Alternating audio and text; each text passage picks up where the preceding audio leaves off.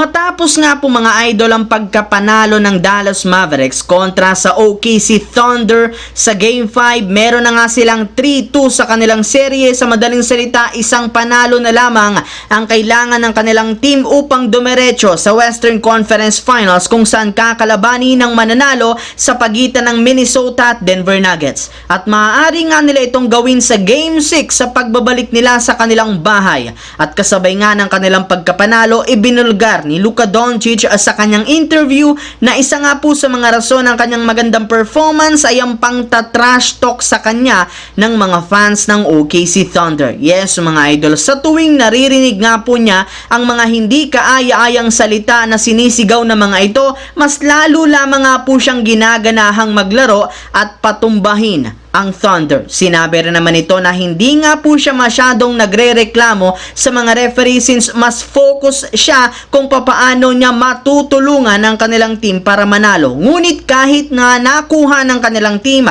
ang panalo, wala pa rin naman silang nagagawa sa kanilang serye, gayong kailangan pa nila ditong manalo ng isang laro para dumiretso sa West Finals, kaya kailangan nga po nilang magseryoso sa kanilang next game. Samantala, ayon nga po mga idol sa inilabas na balita ngayong araw, hindi nga kailangan pa ng Los Angeles Lakers na magkumbinsi ng ibang superstar para lumipat lamang sa kanila, gayong nariyan rin naman si DeMar DeRozan na willing sumali at maglaro sa kanilang team. Well, mismong si DeRozan na nga po ang nagbulgar sa isang podcast na simula pa noong bata pa siya, pinapanood na nga talaga niya ang Los Angeles Lakers dahil kay Kobe Bryant. Yes mga idol, isa na nga talaga siyang ganap na Lakers fan since day one, kaya dahil nga dyan hindi pa rin naman nga niya sinasarado ang posibilidad na maglaro sa kanyang hometown team na Los Angeles Lakers. Kaya kung sakali man nga pong bigyan siya ng pagkakataon na maglaro dito,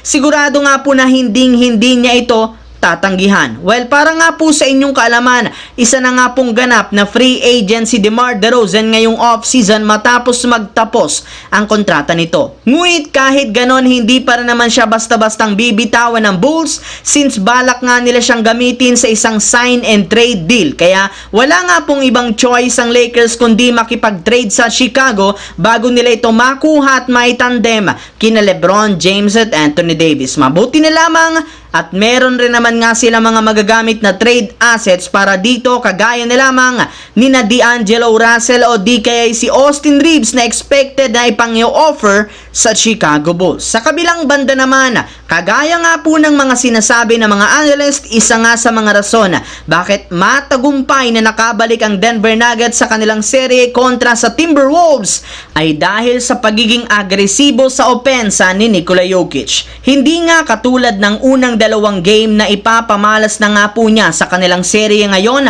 kung gaano siya katalino bilang isang player. Sa katunayan, wala man lang magawa sa kanya ang depensa ng Minnesota. Yes mga idol, alam nga po niya na walang panama sa kanya si Rudy Gobert, since ginagawa lamang nga nitong asintahan sa ilalim ng basket. Kaya hindi na nga nakapagtataka bakit hinahanap niya ito parati sa tuwing hawak niya ang bola. Kuhang-kuha rin naman nga sa camera kung gaano pinanggigilan ni Jokic si Gobert sa tuwing nasa harapan niya ito. Hindi rin naman nga masyadong makatulong kay Gobert ang kanyang mga teammates, dahil kapag dinoble team nga nila si Jokic, mas magiging madali na lamang dito na makahanap ng libreng tira, since parati nga pong nakaabang si Aaron Gordon sa ilalim ng basket. Kaya hindi nga basta-bastang nakakagalaw ngayon ang Timberwolves sa kanilang opensa. At dahil dyan, mukhang checkmate na talaga ng Denver Nuggets ang Timberwolves sa kanilang bakbakan dahil sa taas ng basketball IQ at talino ng kanilang MVP.